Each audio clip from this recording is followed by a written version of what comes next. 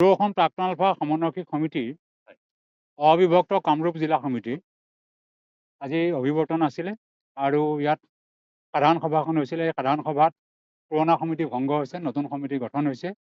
গতিকে ইয়াত আজি সভাপতি হৈছে দিলীপ শৰ্মা আৰু সম্পাদক হৈছে বিষ্ণু দাস প্ৰমুখ কৰি 31জনীয়া এখন সমিতি গঠন হৈছে।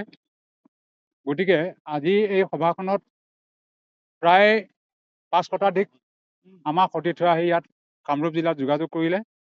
যাতায়াতৰ সুচল অৱস্থা আজি বা কালি তাৰিখৰ পৰা নাছিল, যিহেতু মাননীয় প্ৰধানমন্ত্ৰী মহোদয় অসমলৈ আহিছিলে। গতিকে যাতায়াত ব্যৱস্থাটো বৰ সুচল নোহোৱাৰ কাৰণে বিভিন্ন দূৰ দূৰণিৰ পৰা বহু আমাৰ সতীৰ্থ থাকি গ'ল।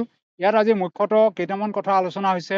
তাৰ মূলতে প্ৰধান কথাটো হৈছে যে আমাৰ ওপৰত যিবিলাক গোচৰ আছিলে, সেই গোচৰবিলাক আজিকৈ প্ৰতি শেষ হোৱা নাই, এইটো শেষ কৰিব লাগে, নিষ্পত্তি কৰিব লাগে। 2 নম্বৰ কথা আছিল যে আমাৰ পুনৰ সংস্থাপনৰ বিষয়টো আজিও চৰকাৰী মেৰপেচত থাকি গৈছে। গতিকে এই যে সময়সীমাৰ ভিতৰত, বিশেষকৈ 1998 চনৰ পৰা 2005 চনৰ 31 মাৰ্চৰ ভিতৰত, এই সময়সীমাৰ ভিতৰত আটাইতকৈ বেছি সতীৰ্থ স্বাভাৱিক জীৱন গ্ৰহণ কৰিছিল। তাৰ আগৰো কিছু আছে, তাৰ পিছৰো কিছু আছে। গতিকে সকলোৱে পুনৰ সংস্থাপন পোৱা নাছিল। গতিকে পুনৰ সংস্থাপনটো কৰিব লাগে। এজন যিহেতু অসম চৰকাৰৰ মাননীয় মুখ্যমন্ত্ৰী, যিহেতু জনপ্ৰিয় মুখ্যমন্ত্ৰী, ভাৰতবৰ্ষ বা কেন্দ্ৰীয় চৰকাৰ, তেখেতৰ যিহেতু এটা নাম আছে, সকলো সমস্যাই সমাধান কৰিছে। আমি এইটো অনুৰোধ জনাম যে প্ৰাক্তন আলফাসকলৰ সমস্যাসমূহ তেখেতে অন্ততঃ সমাধান কৰি দিলে অসমৰ জাতীয় অৰ্থনীতিত বহু অৰিহণা যোগাব। লগে লগে আমাৰ যিবিলাক পতিত মাটি আছে, যিবিলাক মাটি বেদখল কৰি আছে, বেদখলকাৰীয়ে, গতিকে এই বেদখলবিলাক মুক্ত হৈছে। গতিকে এই মাটিবিলাকক আমাৰ যিবিলাক স্থানীয়, আমাৰ যিবিলাক থলুৱা ব্যক্তি, আমাৰ প্ৰাক্তন আলফাসকলকে প্ৰমুখ কৰি NGO বা গোট বা এটা সমবায় ভিত্তিত এই মাটিবিলাক দি বিভিন্ন খেতি কৰিবলৈ দিব লাগে আৰু পুনৰ সংস্থাপন হ'ব। তেতিয়া জাতীয় অৰ্থনীতিত আগবাঢ়ি যাব।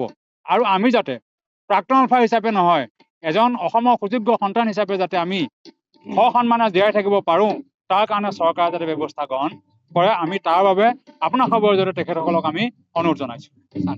এটা কথা, আমি আলফাত আছিলোঁ, আমি পৰ্যায়ক্ৰমে আলফাৰ পৰা গুচি আহিছোঁ।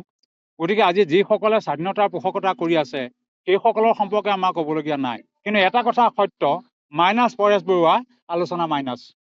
গতিকে পৰেশ বৰুৱা যেতিয়ালৈকে নাহিব, তেতিয়ালৈকে কোনো আলোচনা নহয়। গতিকে যদি ভাৰত চৰকাৰে আজি NACN লগত যদি বিদেশ ৰাষ্ট্ৰত আলোচনা কৰিব পাৰে, তেতিয়া আলফাৰ লগতো বিদেশ ৰাষ্ট্ৰৰ লগত আলোচনা কৰক। স্বাধীনতা দিয়ে নিদিয়ে সেইটো আলোচনাৰ কথা, আলোচনাৰ মেজত আলোচনা হ'ব। আলফাই বিচৰা মতে স্বাধীনতা পাব নেপাব, কেন্দ্ৰীয় চৰকাৰে স্বাধীনতা দিব নিদিব, এইটো তেওঁলোকৰ বিষয়। কিন্তু বিদেশ ৰাষ্ট্ৰত হৈ গ'লেও নিৰাপত্তাৰ স্বাৰ্থত আলোচনা কৰিব লাগে। যিহেতু জনপ্ৰিয় এজন প্ৰধানমন্ত্ৰী, জনপ্ৰিয় এজন মুখ্যমন্ত্ৰী, জনপ্ৰিয় গৃহমন্ত্ৰী।